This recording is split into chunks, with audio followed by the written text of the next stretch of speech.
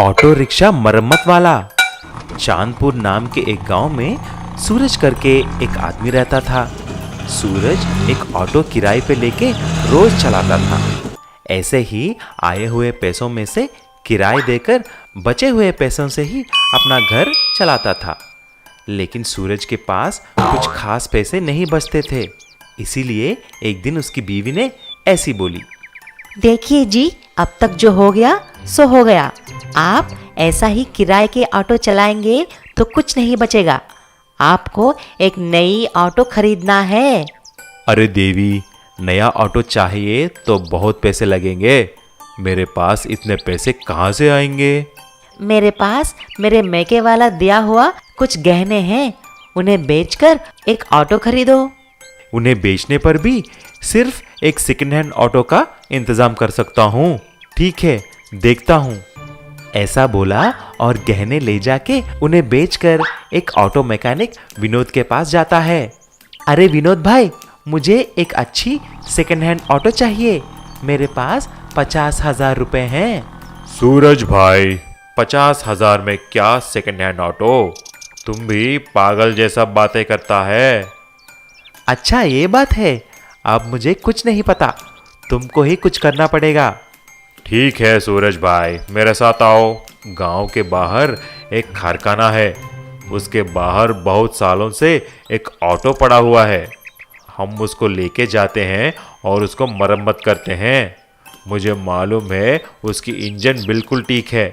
ऐसा तुम्हारे बजट में ही एक नया ऑटो हो जाएगा। आपकी मर्जी है भाई। ऐसा सूरज और विनोद जाकर उस ऑटो को ले जाकर मरम्मत करने लगते हैं। कुछ ही दिन में विनोद ऑटो को पूरी तरह नया जैसा बना देता है। उसी दिन 2 गुंडे आकर विनोद और सूरज को मारते हुए उसी कारखाने के अंदर लेके जाते हैं और उन दोनों को बहुत मारते हैं। कुछ ही देर में एक आदमी आता है। वह उस गांव का बहुत बड़ा शाहूकार है। मेरा नाम रतनलाल है और वह ऑटो कहाँ पर है? तभी सूरज ऐसा पूछता है। अरे सेठ जी, वह ऑटो तो यहीं पर पड़ा था। विनोद ही उसे ले जाकर मरम्मत किया। उसके अलावा मुझे कुछ नहीं मालूम। क्या रे विनोद, साफ साफ बता दो कि उसके ऑटो का सीट कहाँ पर है? अरे सेठ जी, उसका सीट को तो आपका मैनेजर लेके गया है, क्योंकि वह तो कुछ काम का नहीं है ना। अच्छा ऐसा है, क्योंकि उस सीट में मेरा सारा सोना छिपा कर रखा है। ये बात सिर्फ मुझे और मेरे मैनेजर को पता है। आप सच बोलते हैं तो बच जाएंगे। सेठ जी मैनेजर को बुलवाकर बहुत मारता है। तभी मैनेजर अपना गलती कबूल कर लेता है। अरे सर जी, मुझे माफ कर दो। मैं ही आपका ऑटो बेचकर सीट को चुरा लिया है और आपको बोला है कि ऑटो को चोर ले गया है। माफ करो मुझे। सच जानने के बाद सेठ जी विनोद और सूरज को छोड़ देता है। तब से सूरज ईमानदारी के साथ अपना मरम्मत किया हुआ पुराना ऑटो को चलाकर खुशी से रहने लगा। Mini Sandbridge vehicles.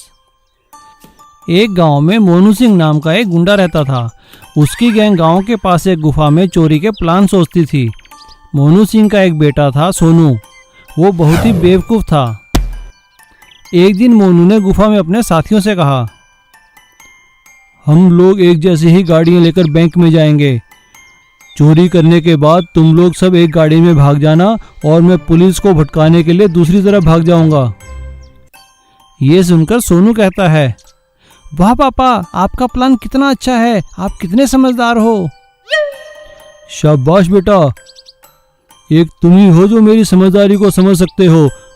और इन बाकी मूर्खों को देखो कैसे मुंह लटकाए खड़े हैं। मोनू सिंह और सोनू बाकी सब चोरों की ऐसे ही बेइज्जती किया करते थे। ये बात सभी चोरों को बुरी लगती थी। ये बाप बेटा तो दोनों हमारी बेइज्जती ही करते रहते हैं, इन्हें सबक सिखाना ही होगा। वो चोर पुलिस से मिल जाता है और पुलिस को मोनू सिंह की चोरी करने की तरकीब के बारे में बता देता है। एक दिन जब मोनू सिंह चोरी के लिए जाने लगता है तो सोनू उससे कहता है, पापा पापा, मैं भी आपके साथ आज बैंक लूटने चलूंगा। हाँ हाँ, क्यों नहीं बेटा, अब तुम भी बड़े हो गए हो। और फिर मोनू सिंह उन सबको प्लान समझाता है।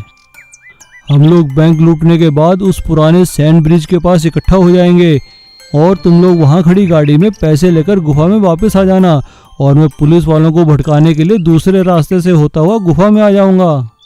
हाँ हाँ पापा, हम ऐसा ही करेंगे। मैं इन चोरों के साथ रहूंगा ताकि ये कोई बेवकूफ़ी ना करें। मोनू सिंह का साथी चोर पुलिस को इस बारे में जानकारी दे देता है। पुलिस रेत के टीले के पास अपनी गाड़ी खड़ी कर देती है। सोनू बैंक लूटने के बाद बाकी चोरों के साथ रेत के टीले के पास पहुंचता है। वहां खड़ी पुलिस की गाड़ी देखकर वो खुश हो जाता है। देखा तुम सबने, पापा के दिमाग की दाद देनी पड़ेगी। गाड़ी भी खड़ी करी है तो पुलिस की, ताकि पुलिस भी हमें पुलिस समझकर छोड़ दे। सोनू सभी चोरों के साथ पुलिस की गाड़ी में बैठ जाता है, लेकिन उन्हें अपनी गुफा का रास्ता मालूम नहीं था। वो लोग जीपीएस चला लेते हैं।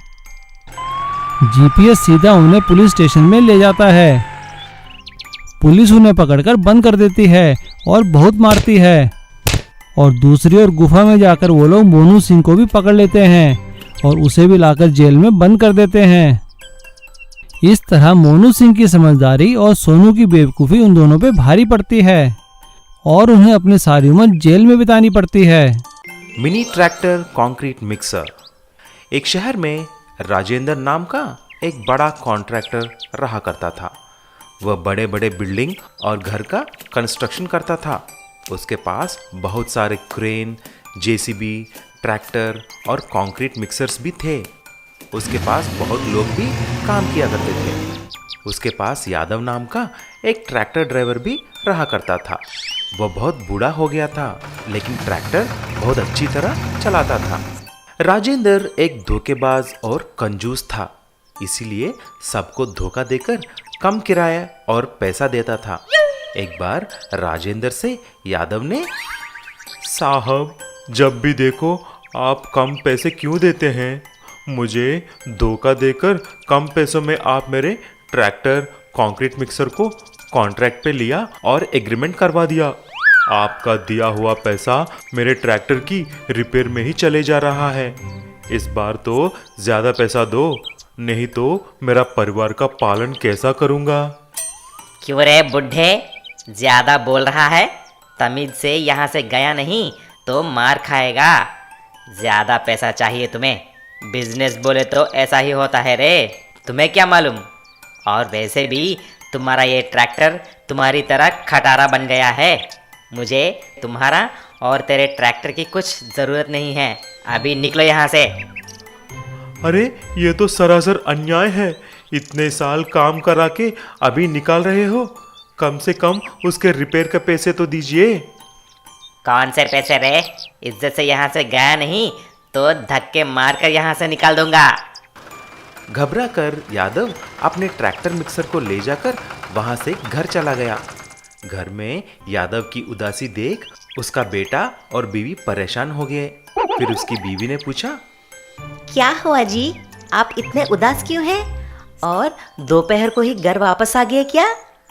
फिर राजेंद्र के बारे में सब कुछ बोलता है। उस नालायक ने इतना बड़ा धोखा दिया, आपका इतना नुकसान किया। हमें अभी उसको सबक सिखाना चाहिए, नहीं तो वह और लोगों को भी धोखा देगा। ऐसा बोलकर यादव की पत्नी राजेंद्र को फोन लगाती है। सर, मैं ईस्ट इंडिया कंपनी से बात कर रही हूँ। हम जेसीबी, क्रेन और ट्रैक्टर बेचने के लिए इंडिया में अभी अभी लॉन्च किया है। इंट्रोड्यूसिंग ऑफर में हम जेसीबी, क्रेन और ट्रैक्टर तीनों मिलाकर सिर्फ 10 लाख में ही दे रहे हैं। आप बड़े कॉन्ट्रैक्टर हैं ना, इसीलिए हमारे कंपनी ने आपको चुना है। ऐसा क्या? बहुत अच्छा, बहुत अच्छा। मुझे भी चाहिए। बोलो क्या करना है? कुछ नहीं सर, आप अभी हमारे अकाउंट में एडवांस के लिए 5 लाख ऑनलाइन ट्रांसफ़र या गूगल पे कर दो। आपकी मशीन 1 हफ्ते में आ जाएंगे। बाद में बाकी के पैसे दे देना। ठीक 1 हफ्ते के बाद राजेंद्र को एक पार्सल आता है। उसमें सारे जेसीबी, क्रेन और ट्रैक्टर के खिलौने रहते हैं। उन सबको देखकर राजेंद्र चक्कर आकर गिर जाता है और यहाँ पर यादव, उसकी पत्नी और बेटा हंसने लगते हैं। सीख, किसी को भी हमें धोखा नहीं देना चाहिए, उसका अंजाम बुरा ही होता है। Underground school online classes. Sompalli नाम के एक गांव में तोमर नाम का एक व्यक्ति डेजी इंटरनेशनल स्कूल करके एक प्राइवेट स्कूल चला रहा था। लेकिन तोमर खुद ही 10वीं क्लास फेल था। लेकिन स्कूल चलाने के व्यापार अच्छी तरह सीख जाता है। वह बच्चों के पेरेंट्स के यहाँ लाखों हजारों स्कूल फीस वसूल करता था, लेकिन अच्छे अध्यापक को नहीं रखता था। उस स्कूल के टीचर्स को कुछ नहीं आता था। कोई भी दूसरा आदमी उस गांव में स्कूल रखा तो धमकियां देता था और उसका स्कूल बंद करवा देता था। एक दिन विजय करके एक आदमी जो उसी गांव का था, अमेरिका में पढ़कर वहां आता है। नमस्कार माँ, कैसे हैं आप? लगता है इधर एक नया इंटरनेशनल स्कूल खुला है। हाँ खुला है बेटा, लेकिन उसका मालिक तोमर एक नालायक है। वह इसी गांव में 10th फेल हुआ है और 2 नंबर के टीचरों को लाकर पढ़ाई करवा रहा है। ये कैसा हो सकता है माँ? कोई अधिकारी कुछ करते नहीं क्या? अरे नहीं बेटा, तोमर उन सब अधिकारियों को पैसे देकर रखा है और सारे पैसे वालों के बच्चे वहीं पर पढ़ते हैं। गरीबों को वहां पर एडमिशन ही नहीं मिलता। विजय सोच में पड़ जाता है, तुरंत कुछ करने की सोचता है। एक दिन सभी गरीब बच्चों को और उनके माँ बाप को बुलाकर एक मीटिंग रखता है। अरे गांव वालों, मैं अपने गांव में आप सभी बच्चों के लिए एक स्कूल खोल रहा हूँ। वहां पर मुफ्त में पढ़ाई होगी। आप सभी बच्चों को लेकर गांव के बाहर मंदिर के बाजू में खाली मैदान में कल आ जाओ। ऐसा बोलकर चला जाता है। अगले दिन जब सभी अपने बच्चों को लाकर खाली मैदान में आते हैं तो वहां पर कुछ नहीं था। फिर एक आदमी ने ऐसा बोला, अरे इस विजय तो हमको बुद्धू बनाया है, यहाँ पर तो कुछ स्कूल नहीं है। फिर कुछ ही देर में अंडरग्राउंड से एक दरवाजा खुलता है और विजय अंदर से आता है।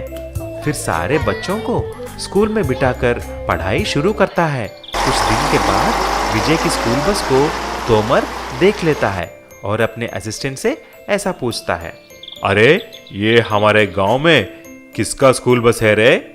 साहब, मैं भी 3-4 बार इसको देखा है, पीछा करके देखा, लेकिन गांव के बाहर जो मंदिर है वहां जाकर खाली मैदान के पास सब बच्चे गायब हो जाते हैं। ठीक है, मैं देखता हूँ इसे। ऐसा बोलकर तोमर एक दिन उस बस की पीछा करता है और मैदान तक पहुंच जाता है।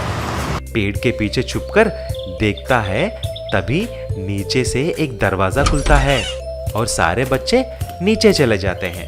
ये देख तोमर अंदर जाकर विजय को धमकी देता है और तुरंत स्कूल बंद करने के लिए बोलता है। लेकिन विजय सीधा पुलिस स्टेशन जाकर तोमर के ऊपर केस रख देता है। सारी बात समझकर एसआई ने तोमर को जेल में डाल देता है। तब से विजय की भूमिगत अंडरग्राउंड स्कूल मशहूर हो जाता है और डेसी इंटरनेशनल स्कूल के बच्चे भी यहीं पर आने लगते हैं।